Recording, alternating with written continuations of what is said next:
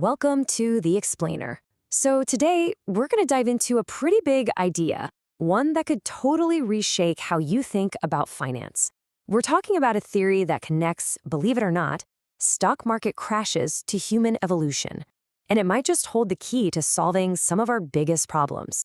Okay, but let's just jump right in with a really bold question, one that gets to the absolute heart of all this. What if we could take the super complex tools of finance, the same stuff that powers Wall Street, and use them to solve humanity's biggest challenges? I mean, what if finance could actually cure cancer? Yeah, I know, it sounds like something straight out of science fiction, but just stick with me here.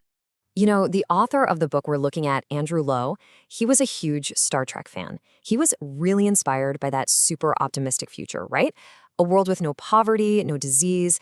And his whole argument is that to build that kind of future, we first have to believe it's even possible. And that whole process, it starts by completely reimagining what our most powerful tools, like finance, are actually for. But look, to get to that amazing future, we first have to tackle this huge intellectual roadblock that's basically defined finance for decades. See, for the longest time, there have been these two completely contradictory stories about how markets work and, maybe more importantly, how the people in them behave. So, on one hand, you've got this idea called the efficient markets hypothesis. This is the world of Homo economicus, basically humans as perfectly rational robots, making flawless calculations every single time. In that story, markets are these beautiful, well-oiled machines.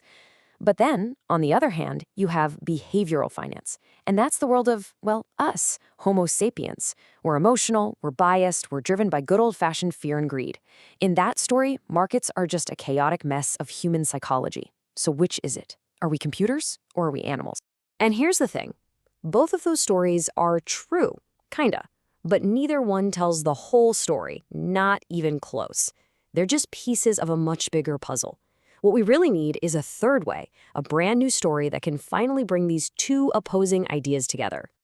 And that's what brings us to this new idea, one that looks for an answer not in physics, not in psychology, but in biology.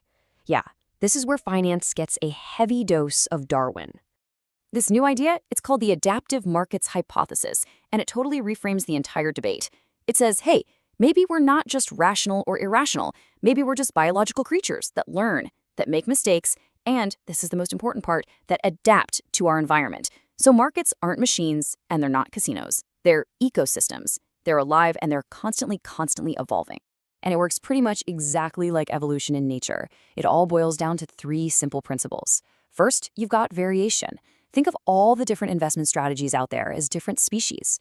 Then you've got competition for resources, which in this world is capital. And finally, you have selection, the strategies that are best suited for the current market environment. They survive and they multiply. And the ones that don't, well, they die out. Simple as that. Okay, now this is where our whole view of emotion gets completely turned on its head. In all those old stories, right, emotion was the big, bad enemy of making good decisions.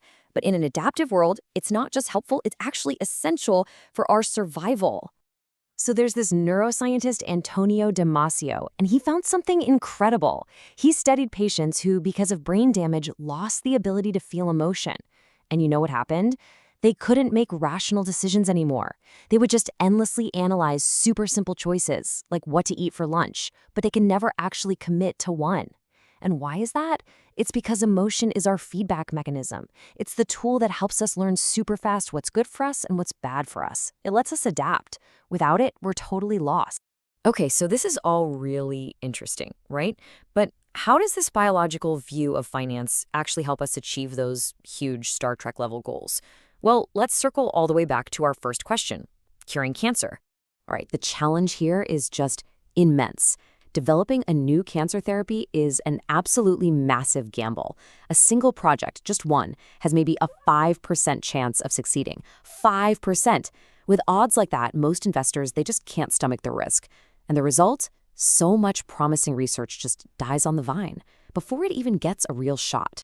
But what if, instead of funding just one of those super risky projects, we used a little financial engineering to fund, say, 150 of them, all at the same time? Now, the book calculates you'd need something like $30 billion to pull that off, which I know sounds completely impossible, right? Well, that's the core idea behind something called a mega fund. And this illustrates the adaptive principle just brilliantly. See, instead of just accepting that the environment is super risky, we can create a new financial species, a new tool that's specifically designed to survive and even thrive in that exact environment.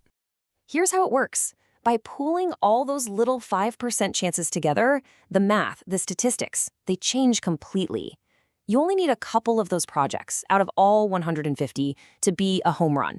Just a few successes can generate such huge returns that they cover all the failures, and then some. And all of a sudden, what looked like a series of terrifying gambles becomes a statistically sound investment. And that is what makes it possible to attract the billions of dollars you need to actually get the job done. And this brings us to what might be the most powerful, the most profound idea in the whole book. And it's this: finance isn't really about numbers and equations. At its absolute core, it's about the stories we tell ourselves. It's all about narrative. To really truly get this, we have to step back and ask a really fundamental question. What even is human intelligence? The book argues that intelligence is, pretty simply, our ability to create good stories. Specifically, cause and effect narratives. If I do this, then that will probably happen. Our entire civilization, everything, from science to law to religion, is built on these stories. They're what help us make sense of the world and try to predict what's coming next. So that old story, the one about the perfectly rational market, it was a useful story for a while, but it's incomplete. The adaptive markets hypothesis gives us a new, much more powerful narrative. It's a story where finance isn't some cold, dead machine, but a living, breathing ecosystem. And it's one that finally includes our biology, our emotions, and our absolutely incredible ability to adapt and create. And you know what? This new story, it changes everything. It gives us agency. It reframes finance not as this thing that just exists for its own sake or as some inevitable source of crisis, but as what it really is, a technology. And just like any other technology, its purpose is defined entirely by how we as humans choose to use it. So, if there's one crucial thing to take away from all this, it's this. The stories we tell about finance aren't just descriptions of how things are, they're prescriptions for how things could be. They literally shape what we believe is possible. So by choosing a better, more adaptive narrative for finance, we can actually change what it's capable of achieving. And maybe, just maybe, we can start building that optimistic future we were dreaming about at the start.